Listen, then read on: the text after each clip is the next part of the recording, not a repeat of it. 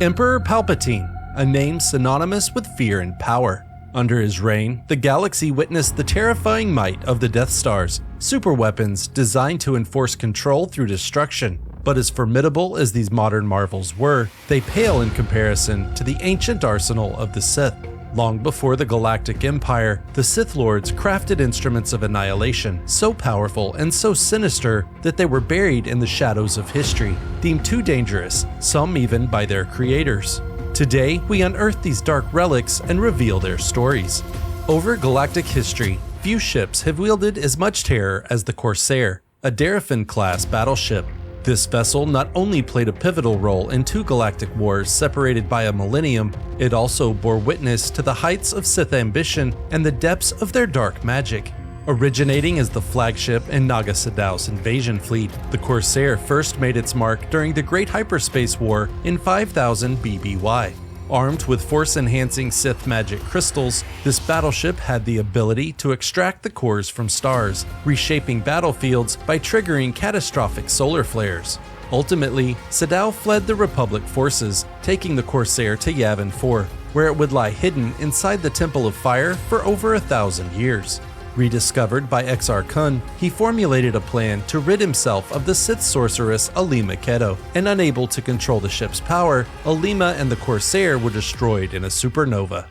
Driven by a thirst for conquest, the Sith Empire launched the Great Galactic War against the Galactic Republic after holding a 1,300-year grudge. As the war waged, it became evident that victory would not be swift. The prolonged conflict drained the Sith of vital resources, threatening to cripple their war efforts. In a desperate move, the Sith launched a devastating offensive that culminated in the sacking of Coruscant, forcing the Republic to its knees. On their own capital, the Republic had no choice but to end the war by signing the Treaty of Coruscant. Yet the Dark Council found no satisfaction in this uneasy peace, and they feared war would once again break out. In an effort to quickly replenish the Sith's resources, Darth Mechas, a master of technological terror, created the Sun Razer. Orbiting a star, this monstrous machine siphoned matter and energy from its host star. Producing resources beyond any planetary strip mining operation, this dark marvel of Sith engineering not only destroyed stars, it also enabled the creation of other terrifying instruments of war. Constructed from the Sunrazer's resources, the Ascendant Spear was more than a Terminus-class destroyer.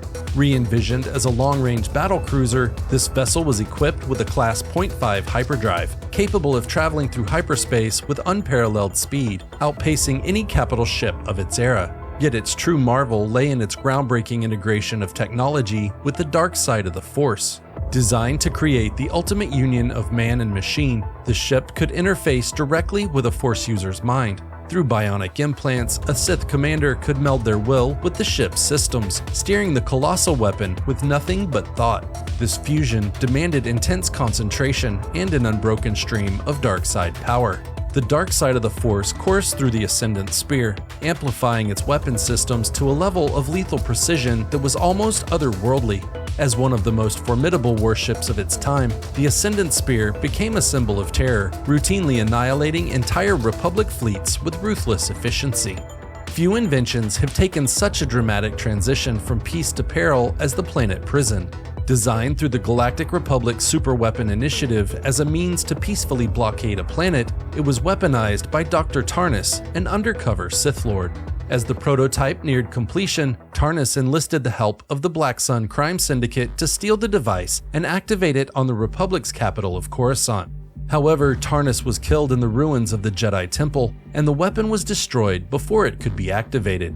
Now in possession of the device's blueprints, the Sith Empire would later combine this weapon with several others to create something even more sinister. Another concept that began development with good intentions under the Galactic Republic was the shock drum. Envisioned as a way to neutralize military fortifications and disable droids without the loss of life, the shock drum issued intense ultrasonic vibrations.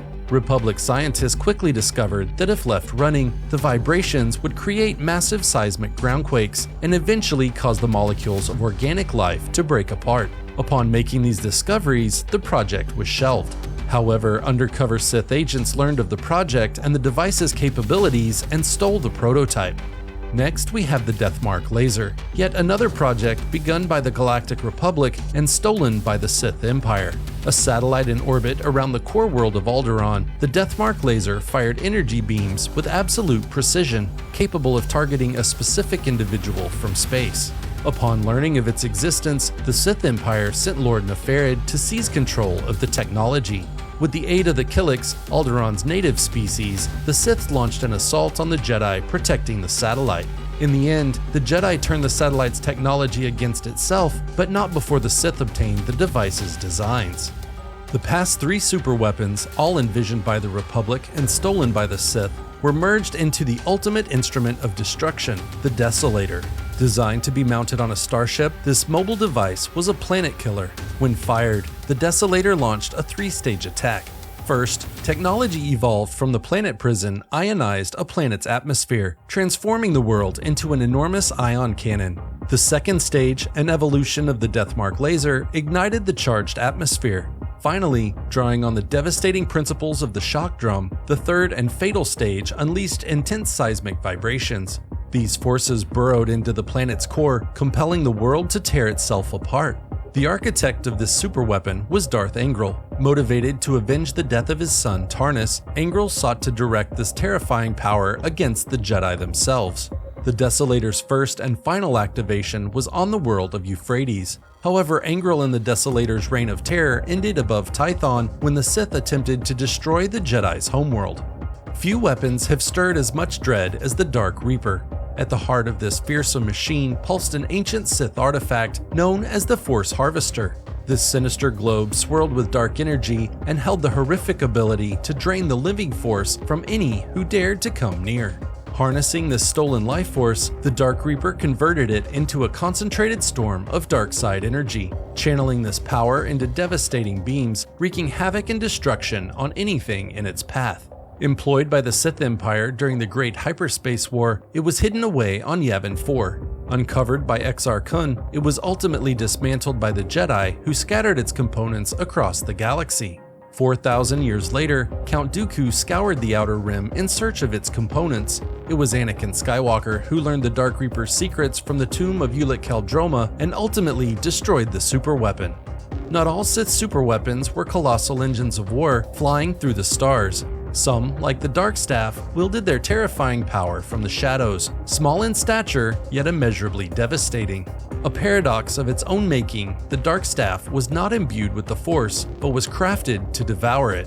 It drew in all light that neared it, as it drained the life force and energy from living beings and Force artifacts. However, this formidable weapon had a weakness. It was unable to consume the essence of individuals who embrace sacrifice through compassion and love. The Darkstaff possessed several other dark abilities, including the capability to control minds and speak through those it manipulated. It twisted creatures into Sith spawn, mutants marked by the dark side, and could even reanimate the dead into zombie-like creatures. Its hunger for the Force was insatiable, and with each life force it absorbed, it edged closer to its cataclysmic potential, the obliteration of entire planets.